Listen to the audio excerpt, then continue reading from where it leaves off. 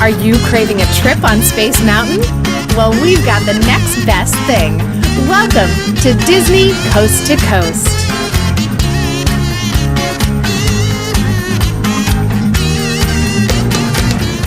Hey folks, and welcome to Disney Coast to Coast, the ultimate unofficial Disney fan podcast. I'm Jeff DePaoli. And I'm Aaron Fairbanks. And Aaron Fairbanks. What's up, Jeff? I just felt like singing your name a little bit. I like that. A little bit of singing there. I like that. No auto-tune. That was real. Anyways, well, you actually brought up, you want to talk about some Future World, don't you? Yeah. This is gonna a lot of information. It is, and I'm nostalgic for old Future World. Mm-hmm. And I've always been of the belief that Epcot is such a unique park and they need some TLC right now. So I thought it would be cool before we get all these big changes. And there are a lot of big changes coming to Epcot. Yeah, Universe of Energy just closed. Mm-hmm. And we're getting like a total overhaul of I think the entire park, but Future World especially. Yeah, so let's jump into this Disney dialogue, shall we? Let's do it. Get ready to dig deep in today's Disney dialogue. So Future World at Epcot. If you don't know, you probably do if you're listening to this, but Epcot is broken up into two sections. There is Future World, which is where you enter, and then of course World Showcase behind that. We're not talking about World Showcase at all today because frankly there's enough to talk about with Future World. Yeah. This is an area that has needed help for a while, I feel like, and it's finally getting attention. Whether or not it's the attention we like, I'm not too sure, but we're going to kind of just talk about everything Future World. Everything. But before we get to that, I do want to mention that, of course, if you don't know, Epcot stands for the Experimental Prototype Community of Tomorrow. It did. Or at least it used to, yes. Now, a lot of people say, oh, Walt, there's this video of Walt out there calling it the Experimental Prototype City of Tomorrow. This is kind of something Walt did a lot. He often, misspoke. I think he was a busy guy. It was both. To him. I don't. Sure. It was the city of tomorrow, but it was also supposed to be a community. Yeah, of course. Yeah. But I think officially it was always the community. I think it was just him talking. There's a great video of him talking about the Haunted Mansion, and they were going to have this thing called the Museum of the Weird. Yeah. And he's talking. I think it was Raleigh Crump. It is. Yeah. And he's like, "What are we calling this?" So Walt's he had so much on his plate that he was kind of going back and forth between studio and wherever, the park and such. And so I just think, in any case, it's community, not city. I just wanted to point that out because a lot of people do mention that. And this is one of those things that, this was a big Walt project, Epcot. Yeah. And so there was a lot of what would Walt do, because this park opened in 1982. Walt passed away in 1966. Here's the thing. Walt would not have built the theme park. So that's always my biggest gripe when anyone's like, it's in the spirit of Epcot. I'm like, actually, it's absolutely nothing like that. Well, there's two different spirits of Epcot. There's Walt's Epcot, right, which was an actual city. Right. And then there was, let's call it the Marty Sklar Epcot. And even he was like the first to say, whenever people would say, what would Walt do? He'd be like, Walt's not here. What are we going to do? Right. And so it kind of became, he was definitely a forerunner for that project. But yeah, Walt wouldn't have built the theme park is what I have to say about that. Yeah. I do want to read the dedication very quickly that E. Carden Walker read, the Chairman and Chief Executive Officer, read at opening day. To all who come to this No, that's not it. What? That's not it. No, it goes, to all who come to this place of joy, hope, and friendship, welcome. Epcot is inspired by Walt Disney's creative vision. Here, human achievements are celebrated through imagination, wonders of enterprise, and concepts of a future that promises new and exciting benefits for all. May Epcot Center entertain, inform, and inspire, and above all, may it instill a new sense of belief and pride in man's ability to shape a world that offers hope to people everywhere. I think the last line is important. As far as a new sense of belief and pride in man's ability to shape a world that offers hope to people everywhere. Sure. I think the whole thing's important. Well, I mean, as far as enform, entertain. Yeah. It's from the very They do beginning. mention entertain first and foremost, which I think is interesting. Yeah. May Epcot Center entertain, inform, and inspire. It's the edutainment part. It's a park. It's the ultimate edutainment park. And it's definitely moving away from that. And this creates an entire conversation for me with, like, will we ever go back to that? Like, I really believe that a lot of things are cyclical. So, like, for instance, style right now. We're back in the 80s when it comes to kids' fashion. And kids, if you don't know that, it's true. It's not original. It's stuff that was done back in the 80s. And I do wonder, like, right now we're in this place of everything has to be based around a property that is known. And I wonder if we'll ever get back to the edutainment that was so popular and worked. And I don't think was it popular? I don't know if it was ever a popular choice, but I feel like it worked, if that makes sense. Does that make sense? Yes. People accepted it. Like, people didn't think that's what they wanted, but then that's what Disney gave them. And they're like, oh no, yeah, I like this. I want this. So I feel like it's kind of the responsibility of the park creators to kind of put their foot down and say, you know what? No, we're gonna do something completely original here, and you're gonna like it. Yeah. And so I don't know. I'm kind of waiting for that day to come back. Not that I don't like the IP stuff. I do. I think that there's a fine line. If you look at, and I want to get into this later because this is really about the evolution. And but if you look at an attraction like the Seas with Nemo and Friends, does a great job of overlaying IP on a concept that is still educating about a real topic. Yeah.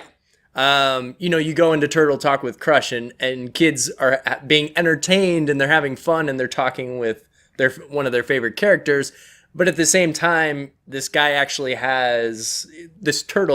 actually has ocean knowledge of the ocean and marine life. Yeah.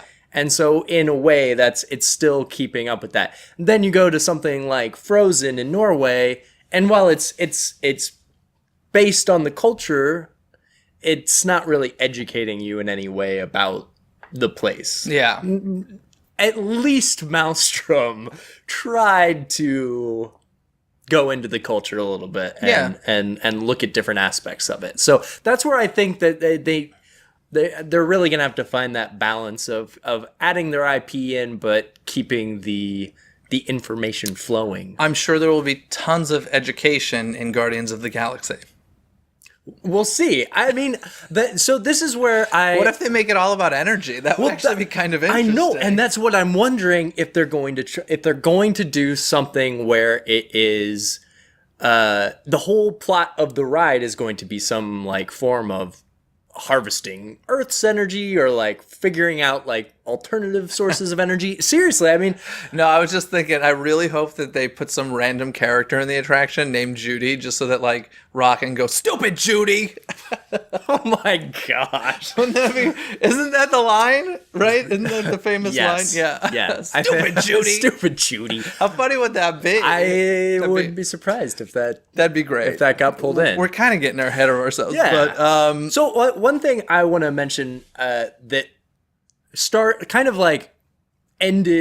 and ended with Epcot as far as sponsorships for the attractions. Yeah.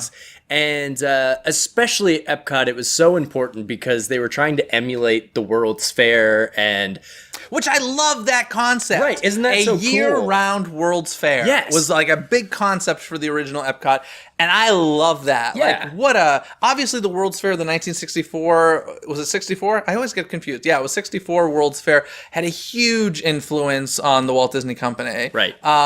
So I love this idea of a year-round World's Fair. I think that's fantastic. Yeah, and so many of the one of the reasons that made Epcot so unique is that each of these pavilions themed to energy, transportation, communication, imagination, the ocean, and the land. They were all influenced by whoever was sponsoring them, because Disney kind of left it up to the sponsors to be like, well, this is what we are thinking, and then give us your input because you're giving us the money. Yeah. And one of the things that works so great about that at the beginning is that these companies were investing money in it. They wanted to keep their technology updated in the pavilions. I'm sure they all wanted to have the best attraction in Future World. So Exactly. it came like, let's get a little competitive. Let's throw a little bit more money. Well, and what's great is that none of the companies sponsoring the different pavilions were in competition as far as what kind of business they were running. Yeah. So it was really just about making sure that, I mean, and they still kind of do this with a test track with, is it Dodge that, or I thought it was GM. Is it still GM? I don't know. Because really they have bad at like track. Chevy cars or something. Yeah. It's probably GM.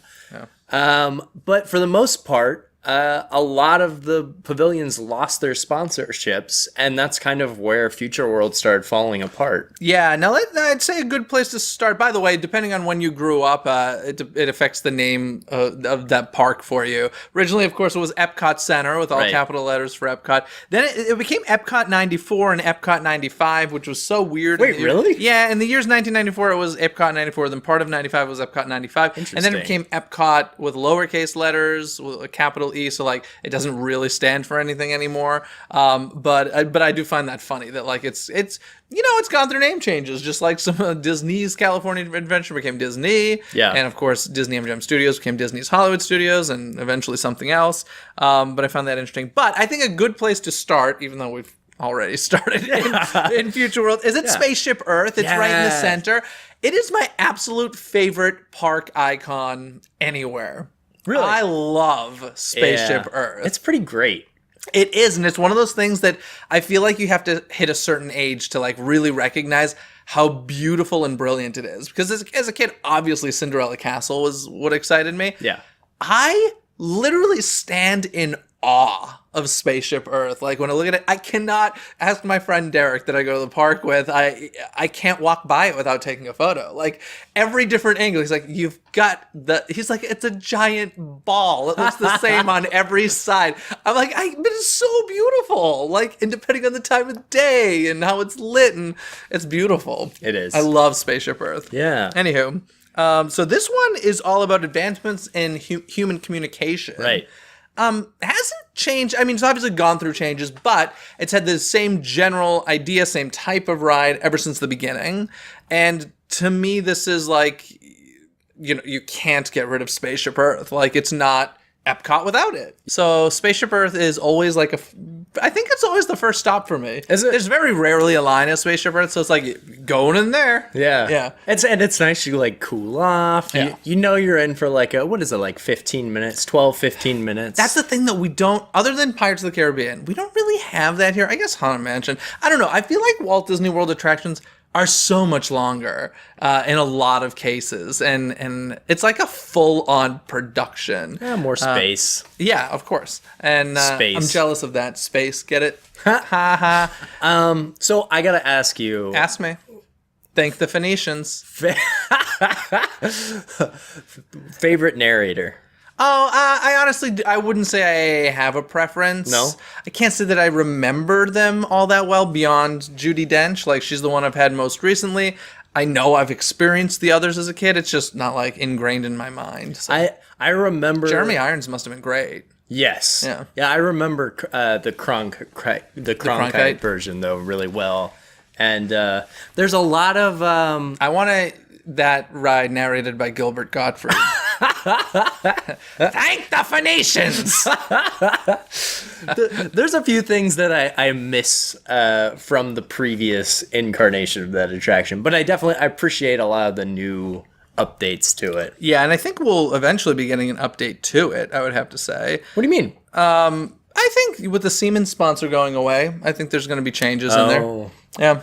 Well, sponsorship going away has not been a good thing in the past. Listen, so I don't think they're going to get rid of it, but I think there will be changes. Another thing that was there on opening day was Communicore, which these days is known as Innoventions. Yeah. And this was a pavilion dedicated to the technological advance. It was kind of like an interactive museum. It was a lot of computers. Well, and this is 1983, right? 1982. There's like touch screens, and this is like, ooh, the future. Yeah, I know. This is like mind-blowing stuff when it opens. Yeah. So But did you look at any of the pictures? Because one of the things that they had on display and like a little mini presentation was the computer system that ran all the automated systems in Epcot. Oh, in the park? Yeah, and it's like the old school, like a full room of these giant terminals running everything.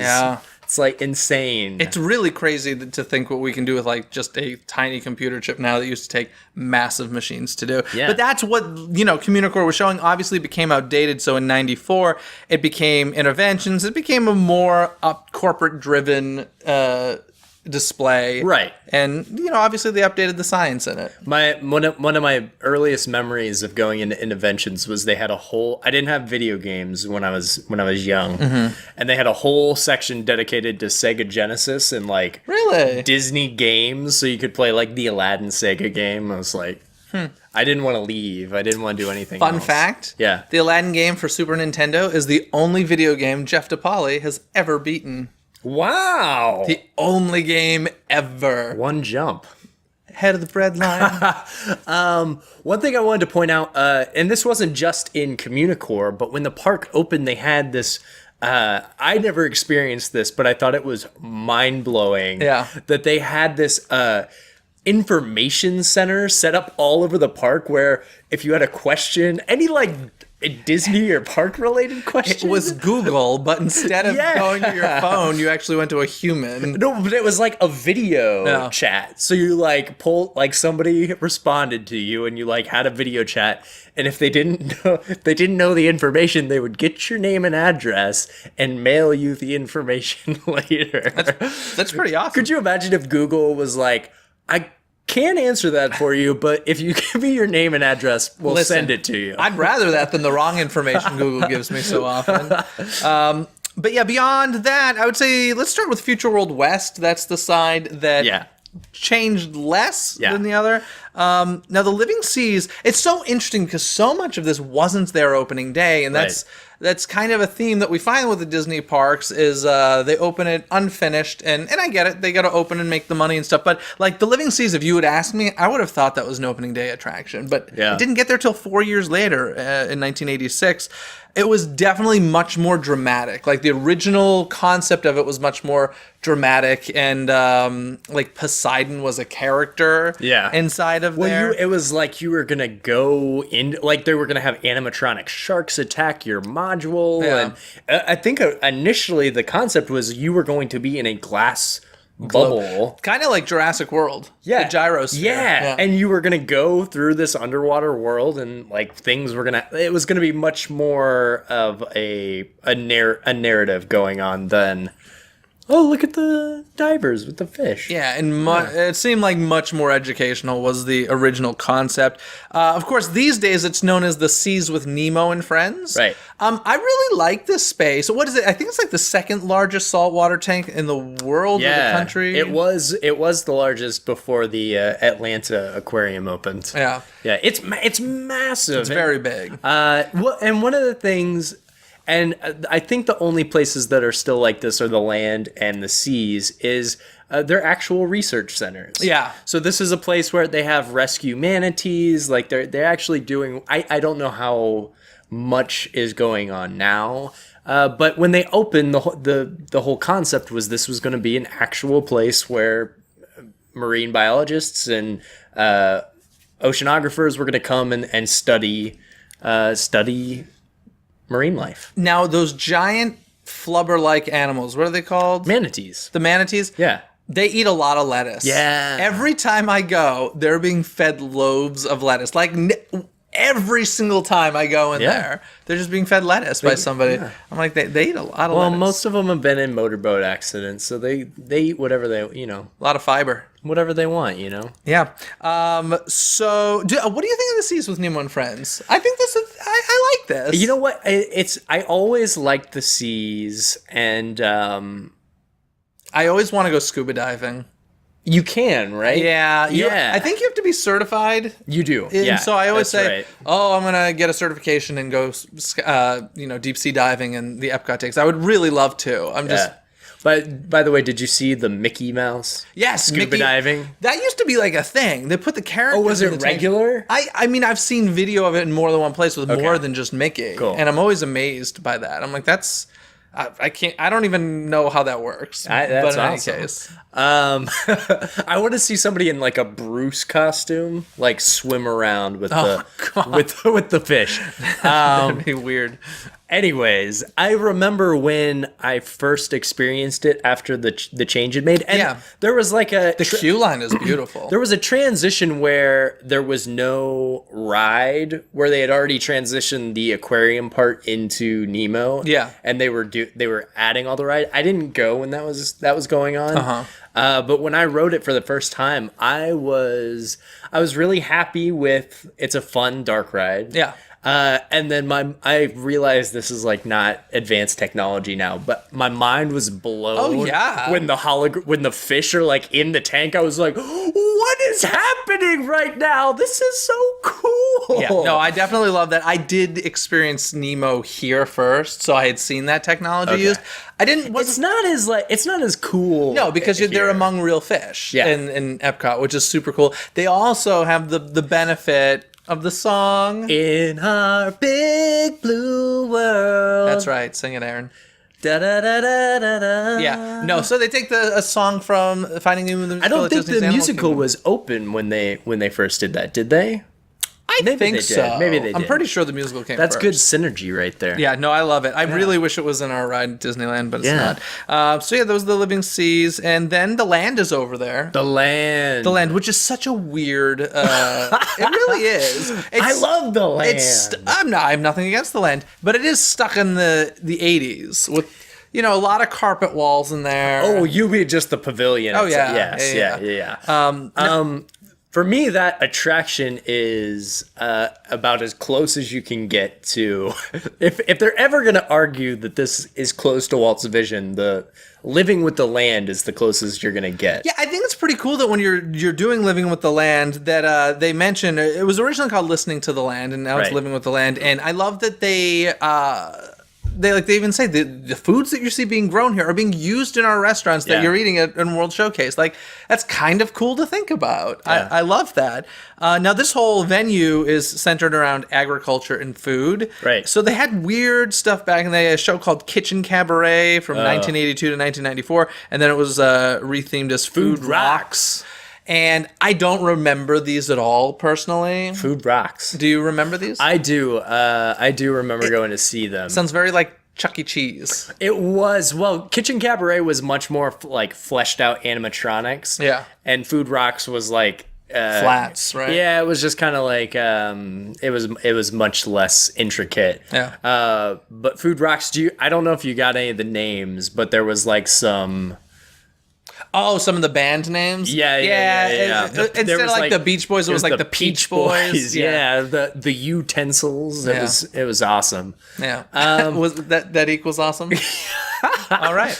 Anyway, that was cool because it was that long shows, I think it was interesting that they put that much behind it. And one thing I will say, because those are both really product oriented. I mean, there was like ketchup and mayonnaise and brought to you by Heinz. Well, it was Kraft originally.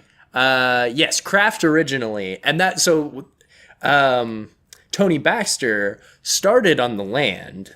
He was originally coming up with the concept, and he wanted to do ecosystems and like how we live with the land. What a different way of Imagineering back then. It was so...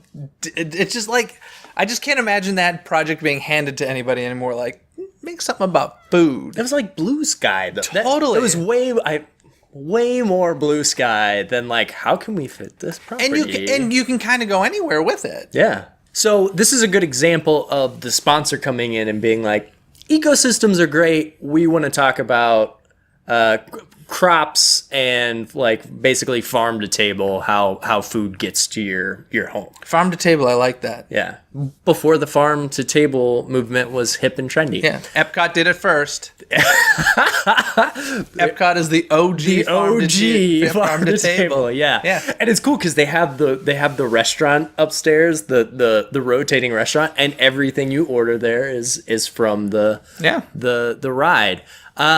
There's one other attraction in the land, or that has been in the land. It's a theater show. Oh, the Circle of Life thing now. Yeah, it was originally Symbiosis, I think. Yeah. And that was definitely about, how we affect the land when we grow things, and then like how food gets to your home. And now and then in 95 when Lion King came out, they were like, we're talking about animals. Lion King was 94, I think. Was it? I think so. Well, 95 is when the attraction opened. Yeah. And so it's still there. Like, I just saw it for the first time last year. It's pretty. No, it's not. It's okay. Carpet walls. I always avoid. I just like skip over it. Yeah, it's not. It's probably the least favorite thing in the land. Yeah. And now these days in the land, there is an e-ticket attraction. Sauron is there. Yeah. I'm not sure how that fits into this whole theme of agriculture. In fact, I do find it funny that like a venue called The Land has an attraction where you're not even on the land. Like that's kind of ironic and hilarious. Well, one thing I want to get into later, and kind of the concept for the kind of what they were going to do to the park to rejuvenate it. Yeah. But they wanted to bring Sauron in. Yeah. But they were going to do a totally new movie for it. Yeah. And it was going to be it was going to specifically be flying over agriculture fields, like different ecosystems, and tying back. It was supposed to tie back into the theme. And then they're like, budget cut. Well, it was Euro Disney. Yeah. And when Disney's California Adventure first No, they opened. can't blame Euro Disney. Euro Disney was like long open at that point. Well, when they were first planning to do this. Oh, these big changes. Gotcha. Yeah. So that was one of the things that was like, we're not going to film a new movie for Epcot. Because it got there in 2001. I think so, yeah. So when did DCA open in 2001?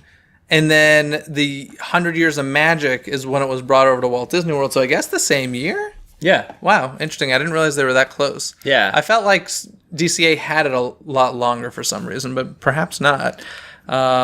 Was it during the 100 Years of Magic? I think that was the time they brought over like one thing from everywhere. So we got Lights, Motors, Action from Paris. That's right. Sauron from Disneyland. We got some Cinderella show from Tokyo. And was that it? I feel like there was something else. Am I blanking? No. I don't know. I think you're right. Okay. We'll say you're right. Yeah, let's pretend I'm right. I'm sure if I'm not, I'll hear from somebody. Have you ever eaten in the food court in the land? Yeah, good food. It's really good, isn't it? They had this salad that I went bonkers over the last time I was there. Yeah. I went so bonkers I couldn't stop talking to the cast member about it. Like, this is delicious. I love this. And I was telling my buddy I was with, I was like, hey, we gotta come back here. Like, this is good. It is food really here. good. And then I found out like the food court at the All-Star Resort had the same salad, and I was like, oh, I guess nothing to get so excited for, but great. At least I can still have it. Yeah. Yeah, I love it. Now, of course, my favorite pavilion. It's fresher at the land. At the land, though. All right, because sure. they bring it downstairs. Fair enough. You know? Now, I would say the best part of this side of the park. Would you agree or disagree?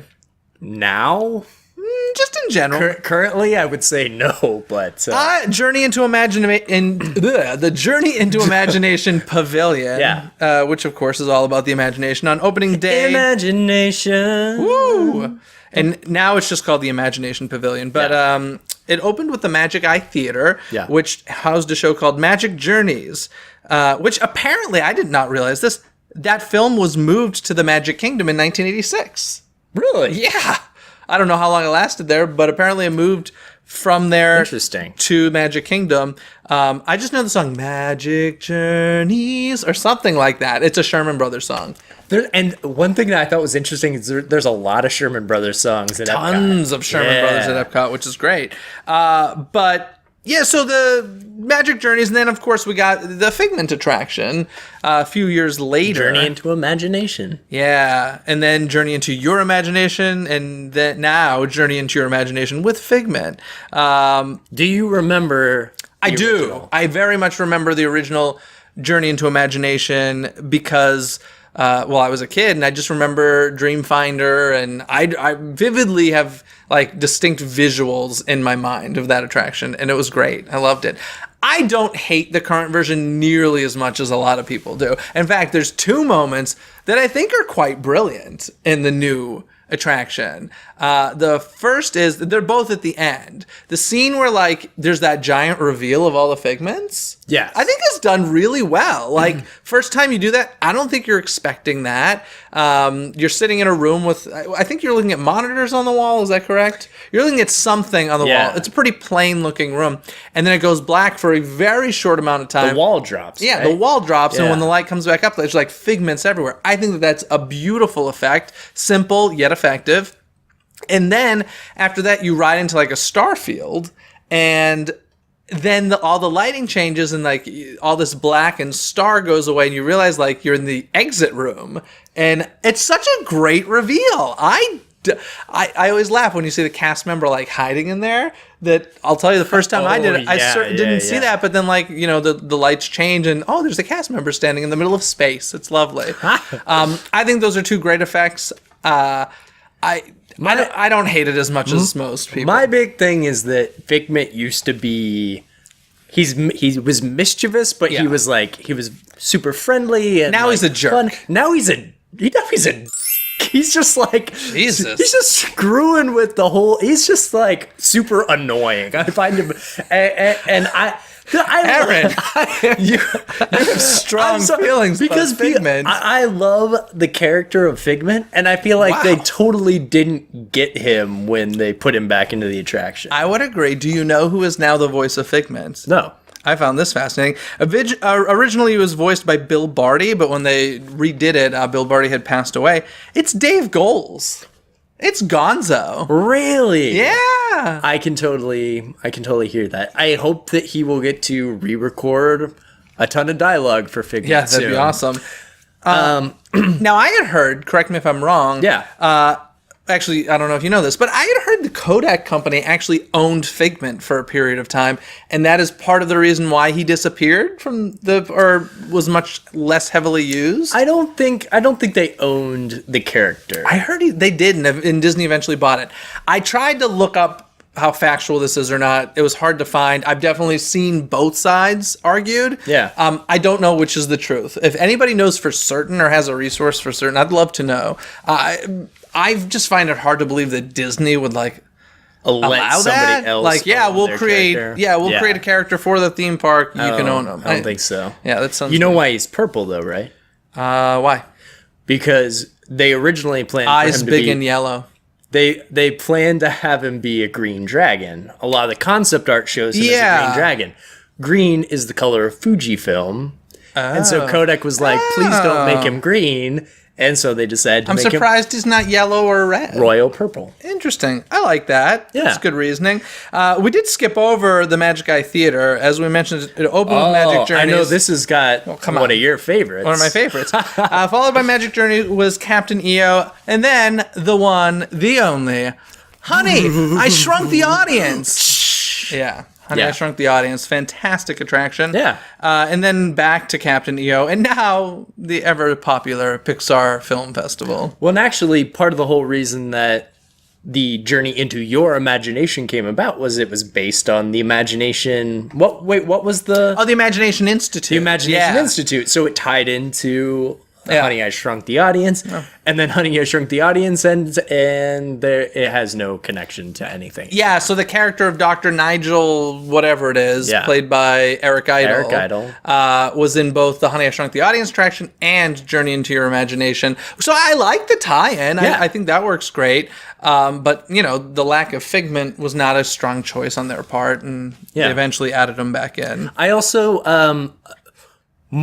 just as vivid to me as the original attraction was the space that you went into afterwards. Oh, yeah. Because there was so much fun interactive stuff.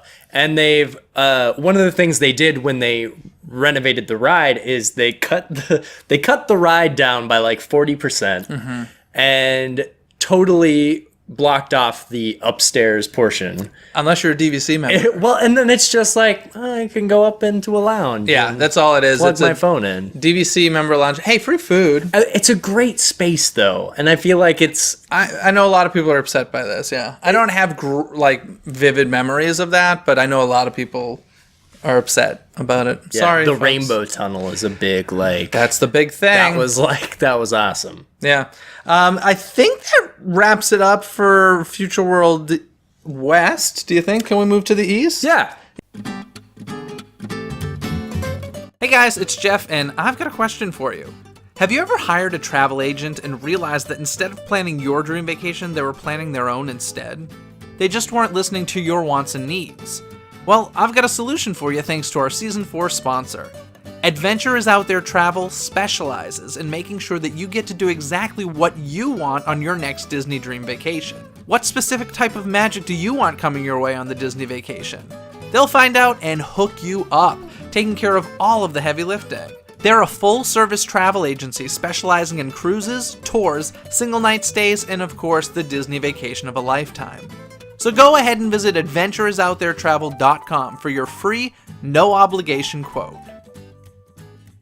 So Future World East is, I'd say, the opening day attraction that was there was Universe of Energy, which has recently closed. It was the Universe of Energy Pavilion, which housed the ride, the Universe of Energy. Yeah. This I find lame. I just call it the Universe of Energy ride. Like, I like how the land was the pavilion, and there were multiple things in there. And same with Imagination Pavilion. And there was a couple of these, though, where it was... I mean, the Seas was technically... It was a ride. But there was also walk-around stuff. I don't know. I feel like there were multiple things to do. If it's a pavilion, it should be more than one thing. That's a DePaoli pet peeve.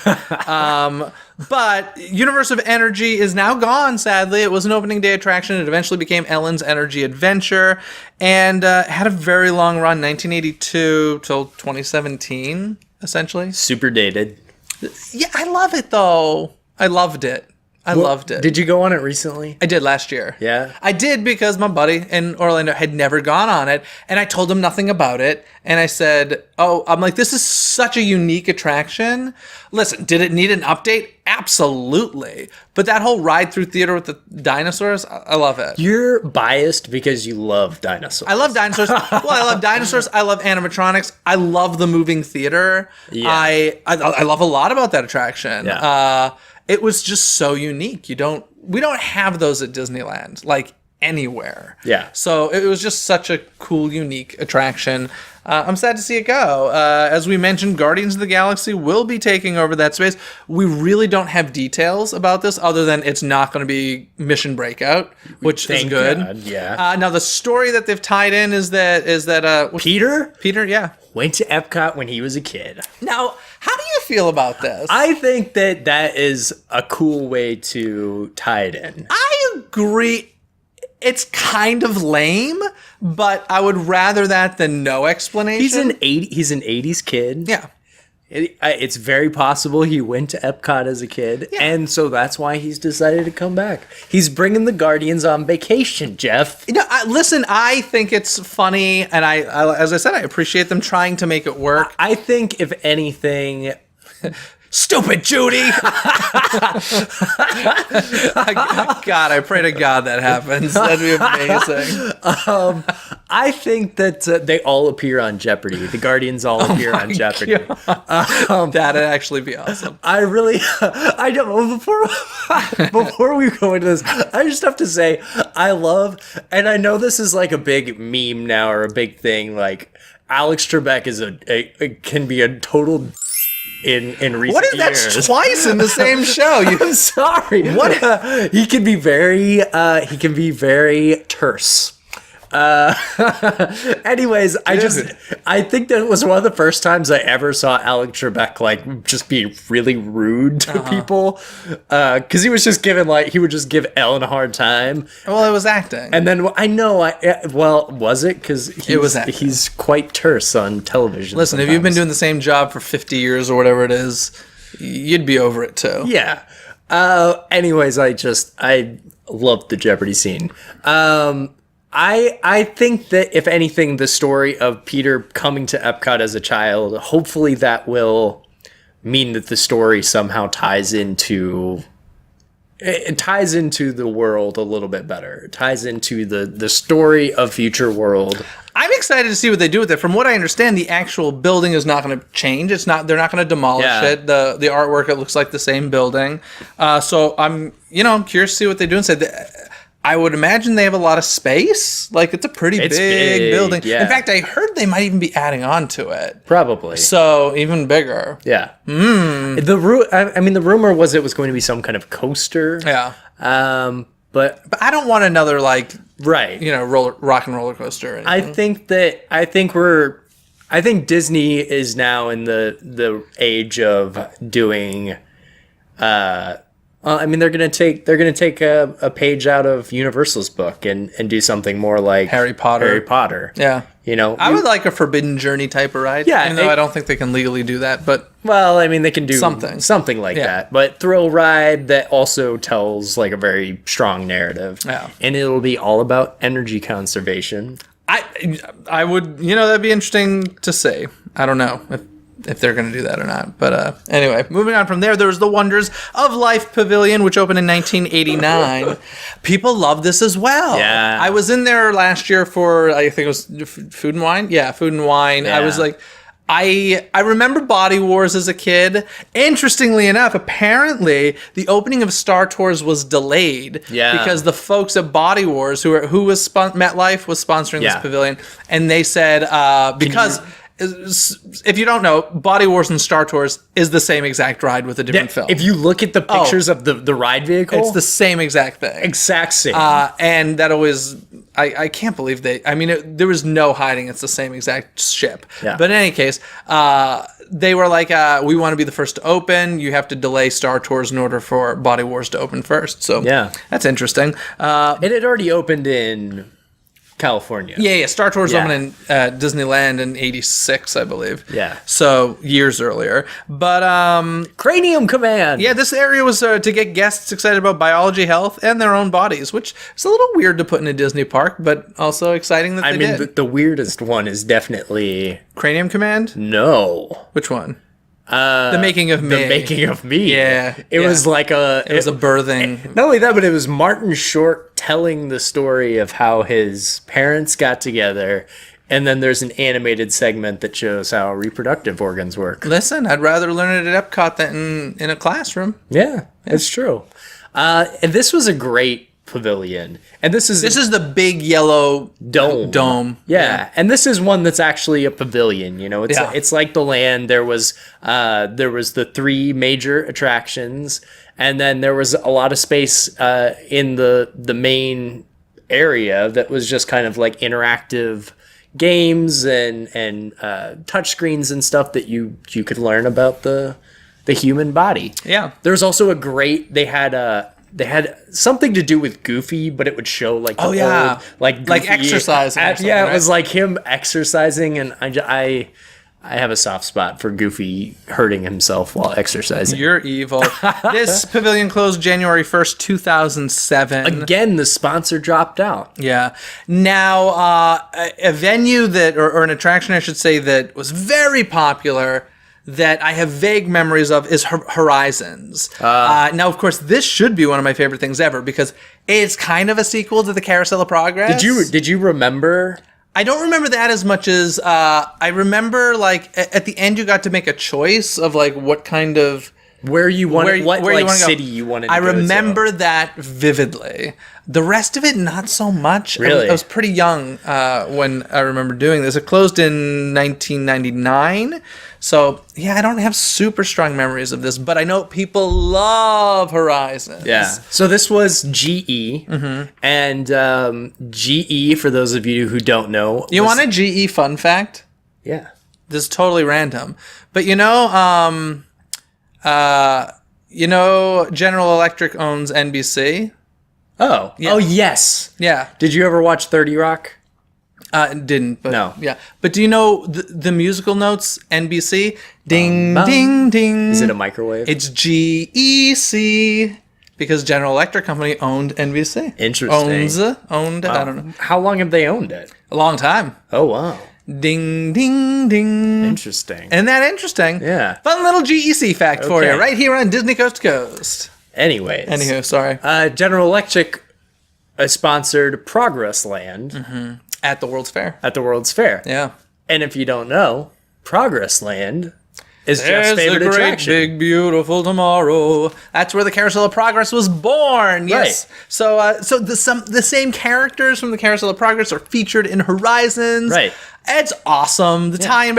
I kind of wish, I wish that family was in every Disney park, at least in Florida. That'd be so cool to tie them all together that way. Yeah. That's better than Pixar Easter eggs right there. That's fantastic. But sadly, we can't experience that anymore. Yeah, and this was one of the only attractions that really tried to stay true to, or at least tried to tell the story of what Walt was trying to accomplish with Epcot. Yeah, the danger with an attraction like this, they were trying to show 21st century technologies. Yeah. Didn't we learn in 1955 with the creation of Tomorrowland, trying to create tomorrow attractions is really difficult and expensive to keep up with. Yeah.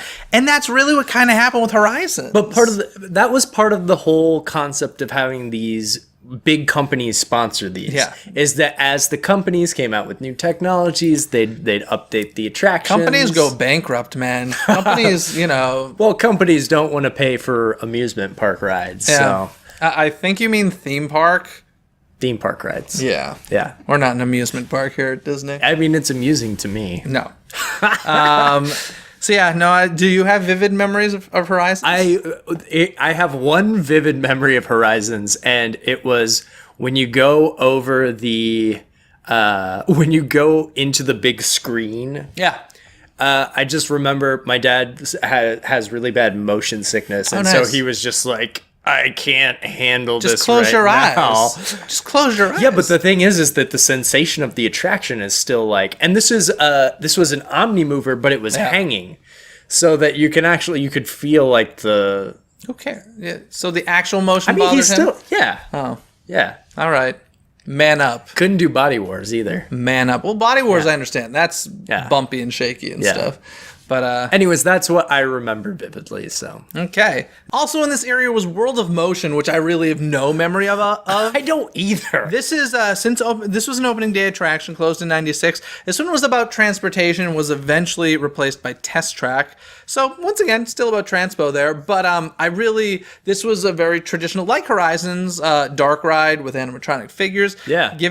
Or like Spaceship Earth. This one's giving the history of transportation. I really don't remember much about it. I watched video of it recently. Yeah. But this one, man. Well, and it's interesting because I don't think it would have been closed when I first went to Epcot. No, And it's not like it was a. 96. It wasn't like it was a scary ride or anything. Yeah, like that's why I'm that. surprised I don't remember it. But apparently, maybe it was in a bad location, so people didn't find it as easily. I don't know. You know what's cool about this attraction? What? It's the only attraction Ward Kimball ever designed. Oh, that's cool. Yeah. Good old Ward Kimball. Yeah, That is cool. original of the 9 old men. Yeah. Yeah. Now, the future of Epcot is, I guess, looking bright. It's at least looking different, that's Yeah. for sure. We did mention some of the new stuff like Guardians of the Galaxy is coming. We did recently have a new opening over at Mission Space with a new green mission where Yeah. it's more kid-friendly. We've talked a little bit about it on this show as well. Yeah. But also at Mission Space, the new restaurant is coming, which looks super cool. Right. where you're going to be dining in space. Yeah. Which I will say, I don't want to be a test subject or an early visitor because it's going to take a lot of testing to figure out how slow that film needs to be moving in order to not get motion sick. You know what? What? I think that is a test for the Star Wars absolutely. hotel. Absolutely. Yeah. Having a totally immersed experience, like having all the windows be looking out into space. Yep. That's exactly what that is. Yeah. That's one thing we didn't mention is that Mission Space is what took the place of Horizons. Yes, I'm sorry. So kind of totally that's one of the first steps I want to say away from a pavilion that really ties into. I mean, it's not really about. It's about space travel, but it's not something that really educates you about space travel. It's just a thrill ride. It's just it's part of their initiative to get younger, hipper audience to come to Epcot. Yeah. Now there's we got some concept art for the future of Epcot that concept go ahead. No, it changes. So who knows? Yeah, this was they showed the overview of what Future World is going to look like. Yeah. Wasn't Interventions gone? Interventions is gone. Nice. So it was when we were doing research for this episode, I found out that late 90s they were going to do a big renovation of Future World called Project Gemini. It was actually going to be the whole park. They were gonna add more attractions to World Showcase. What year was this? 90s? It was like the late 90s, and it was supposed to open like early 2000s. Okay.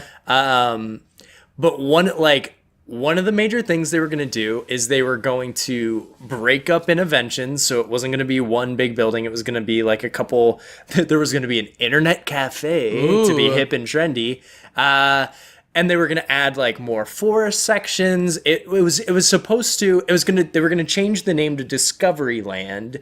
Disneyland Paris has that. But it wasn't going to be a fantasy. It was going to be more of a timeless, this is a place you can come to discover these different things. Like you would still go to the land, but it would be more about the environment again. And they were going to have forests outside of the land, and they were going to have a hedge maze between the land and Journey into Imagination. And one of the other main things about Project Gemini was putting IP in the attractions. So for bringing Disney characters into the attractions. So it was funny because I saw this and I pulled up the concept art that they showed, and wouldn't you know, there's no more Interventions. There's no more exit area for Spaceship Earth. It's forested. There's water features. There's a couple. The tombstones at the entrance of the park are gone. Oh, are they? Yeah, they're getting rid of those. I hope so. Yeah. I hate those. What are they called? I found the NSYNC boys though. Oh, did you? Yeah, I found them. I forget. Leave a legacy. That's right. Yeah. Leave a legacy tombstones. Yeah. What do you think? Do you think they'll send them back to people or something? No. I'm sure when you bought it, I'm sure it had was like a minimum of disclaimer. 10 years or something like that. It's gone well over. So there's no more Interventions. They've added these pathways, and one thing that I think is great is that now you'll be able to see the pavilions on either side. Yeah. You're not blocked off and where do I go from here? To me, it sounds like the hub. It sounds exactly like what they did to the hub. They opened it up. There's more space. Right. Like there's Florida has the space. This isn't Disneyland. It's not like. That's why I always get a little bit driven crazy when they feel the need sometimes to close an attraction in order to open a new one. I'm like, you do realize you own a lot of land. Yeah. So they still have some buildings over by Club Cool. There's probably something. Keep that around. Oh, come on. Beverly. Let's get rid of Club Cool. Beverly. So there's buildings over in that side, cool architecture. Yeah. New water features. One of the things I thought was really interesting, there's a hedge maze between the land and imagination. That's where all the topiaries will live when Flower and Garden isn't. So I'm like, well, I bet you anything that they plan on building a more permanent space for their. I mean, just make Wonders of Life a permanent pavilion if you're going to do nothing else with it, right? But make it actually good inside. I mean, but it's part of. I know, it's part of I wish Future they would put it in a more central location. So much of that stuff happens in World Showcase. Yeah. So. What's the building as you're entering World Showcase from Future The World? Odyssey restaurant. On the left? Yes. Yeah. Is that empty? I can't stand that. I think Why they don't use they it just for make that catering and special events. But that's one of the earliest like closed down buildings that I'm like, why do you have this building? There is so much of that in Future World where the Innovations building is. I'm just like, why have you not done anything? Innovations is. I've never been a huge Innovations fan. I've always been like, we can get rid of this. Now, of course, they use our character meet. Well, and they have the greets part character of it. meet and greets, and It's a secondary thought. I feel like. yeah. So I think a big thing that we're gonna see is more IP. We already know we're getting the Ratatouille ride to France, which is a good example of their expanding as opposed to closing something down. Yep. I mean, we're definitely going to see. I would like to see more. If they're going to do some IP, I would like to see more IP in all the represented in all the countries. I think eventually we'll get there. I mean, I think that's a given. Even if it's just like Small World where there's like, oh, like this character was in. I mean, I know they do meet and greets. I don't know how I feel about that. I mean, I've accepted it. I don't know if it makes me happy. Really. Yeah. I would love to go back to the World's Fair mentality. Right. We can have characters in the park. I'm not against that. It's just, I don't know. It's definitely not what it was the original intention. I don't think we're ever going to go back to the World's Probably Fair not. mentality. And part of that is because Disney can't keep updating pavilions. They can't keep I'm just even talking World Showcase. Oh, World Showcase, yeah. You know, yeah. Yeah. I know, Jeff. It's it's the easy way out is kind of how I feel about throwing in IPs. It's the easy way out. Like, don't give people what they want. Give them more than they expect. You know, if you make it really, really good, it won't matter. And I get it. It's a business. It doesn't mean I have to like it. And I love IPs. There's definitely attractions with IPs that I love. I just don't feel like Epcot's necessarily the place for it. So, other than that, I think that let's just blow up Epcot and start over. Just kidding. I think we got way off topic talking about World Showcase because this is all about Future World. I at the end of the day, you mentioned Ratatouille. I know. It's your fault. I take full credit. You. I think they should do away with Future World. As far as the name. Yeah. I think it should Listen, Future Tomorrow, let's get it out of the Disney books. You nailed it on the head. I mean, as far as it's the same problem as Tomorrowland. Yeah. Especially without major technology companies sponsoring them, they're never going to keep up with the current technology trends. I have to say, it may be the unpopular opinion. I want to see Inside Out go in Journey into the Imagination. And get rid of Figment altogether. Well, you know what? Figment is in Inside Out. He's an Easter egg in the movie. Doesn't count. I think they could easily. I think Inside Out belongs somewhere there. I don't disagree. I mean, I think it's perfect as far honestly, as. they'd be great in Wonders of Life. Not really. Yeah? No. They'd be great in the They're Wonders not of about Life. like the physical, like how your body works. Yeah, but they're about the body. They're about the mind. So the mind is part of the body. And they journey into the. It's the 21st century. Meditation is mega huge. Yeah, I would love the body pavilion to become a meditation center. I'd take 10 minutes out of my trip and do that. Are you kidding? Get in the zone, man. Now, how do you feel about Test Track? Since I didn't realize World of Motion was previously there, I find it interesting that it's still attraction based on transportation, essentially. Yeah. Right? So I think that's kind of nice. I enjoy Test Track very much. I prefer the original Test Track over this new Tron one. Oh, yeah. I don't like it at all. Oh, really? It's not interesting fun. to me. Yeah. It's not interesting, but it's fun. I mean, who doesn't like going really fast, right? Meh.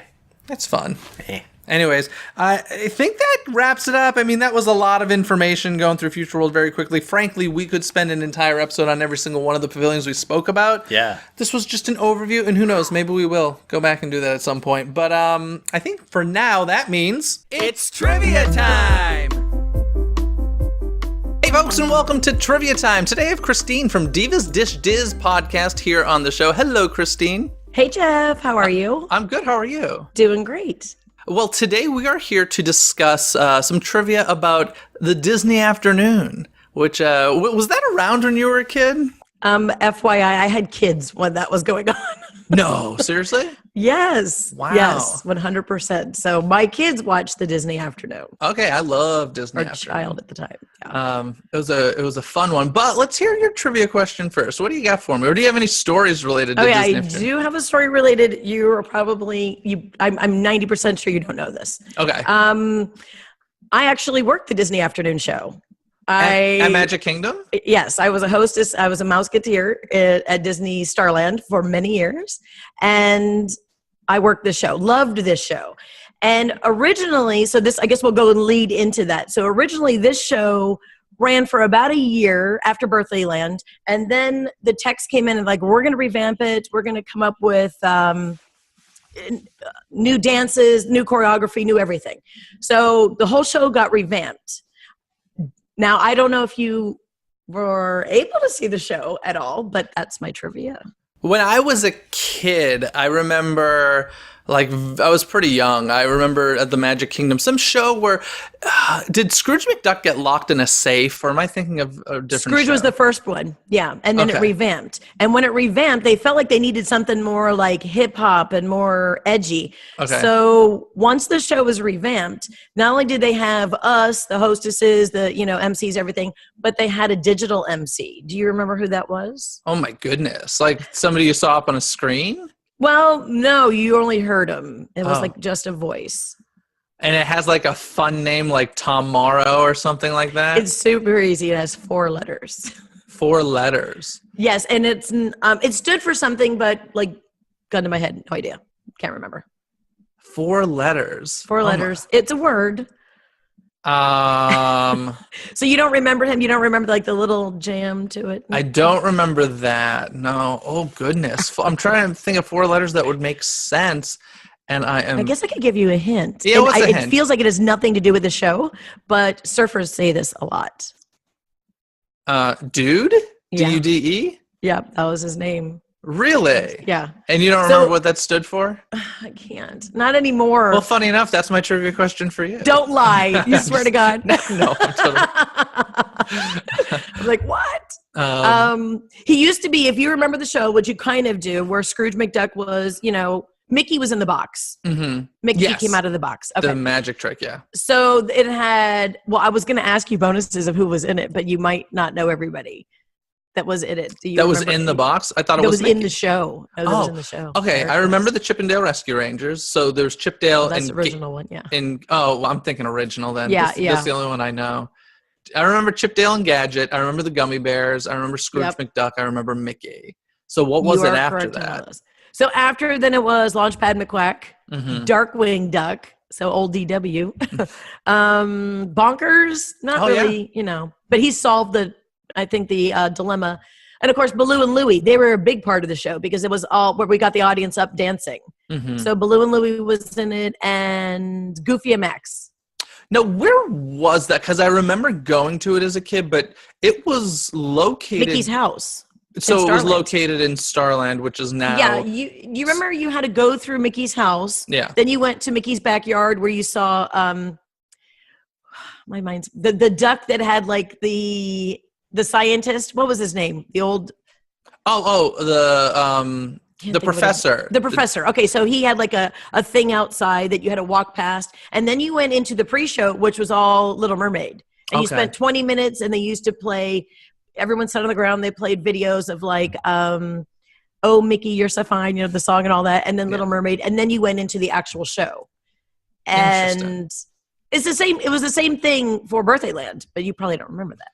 Yeah, I was very, very young. So I remember the show. I remember the show mostly because I remember we had recorded it on home video, and I watched it a lot as a kid. So which one? Which one did you record? The original.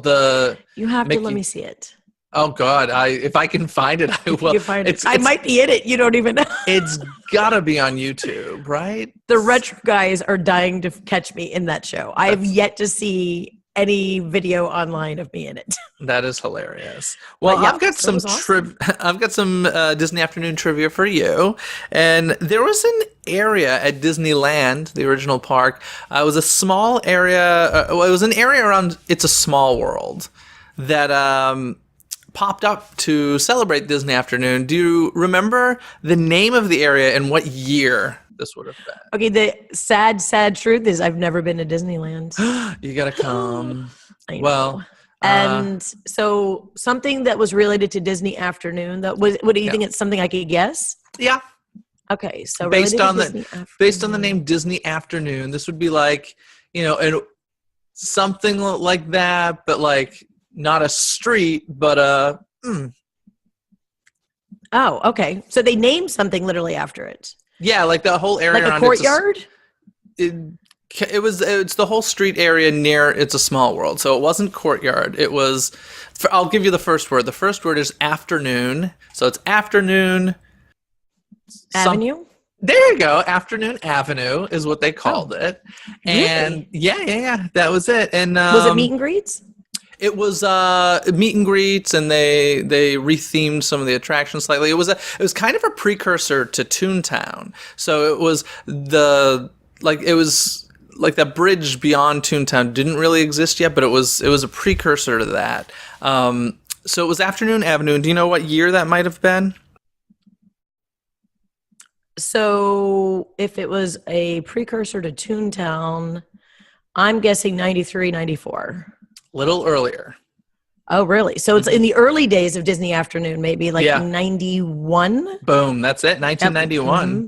1991, Afternoon Avenue took over the area near It's a Small World. It basically started, I know you haven't been, so you don't really know, but for those listening who do know, it was started around the Storybook Land canal boats and went up to the Fantasyland Theater, as it's currently named. So, yeah, I kind of wish I could go back and experience that, because that was or they did a Long Lost Friends weekend and just brought back Afternoon Avenue. That would be. Do they ever do that for you guys, where they bring back any of the Disney Afternoon? They'll actually. Darkwing, right? Here in Orlando, they brought Darkwing out. Every once in a while, it's weird because when you guys in Florida have the Long Lost Friends stuff, they tend to be much older than the ones they bring here. They'll bring them here and they'll kind of be slightly Long Lost Friends, but it's I guess they don't have as large a storage facility for some of the Probably wardrobe. Not, yeah. But How I'm neat always is that though? They're amazing when they come out. It's crazy, and the reaction is insane. So I'm always guys, I've said a billion times, you don't even need to build parade floats. You just need to have a character cavalcade like they did for the opening of Disneyland Paris with a ton of forgotten characters, and people would lose their minds. Literally lose their minds. So, because I remember here in Disney World when we did the was it the Year of a Million Dreams where they did the Valentines, where they finally brought the princes out with the princesses. Oh, okay. And now it's common day. But before it was there's princes. They're not on a parade float. They're actually standing next to them for meet and greets. Huh. And then now it's you could see everybody, That's cool. Oh, I love awesome. it. Well, excellent. That was some fun trivia. Christine, thanks so much for coming on the show. Of course, you can find Christine and her friends over at divasdishdiz.com. So be sure to check them out. And thank you very much. Thanks, Jeff. I really appreciate it. Okay, folks, hope you enjoyed that trivia. Thanks for tuning in. As always, between episodes, you can connect with us on places like Twitter, Facebook, Instagram. All of that can be found at DisneyCoastToCoast.com. But for now, have a fantastic week, everybody. Bye. Thanks for watching Disney Coast to Coast. Have a magical day.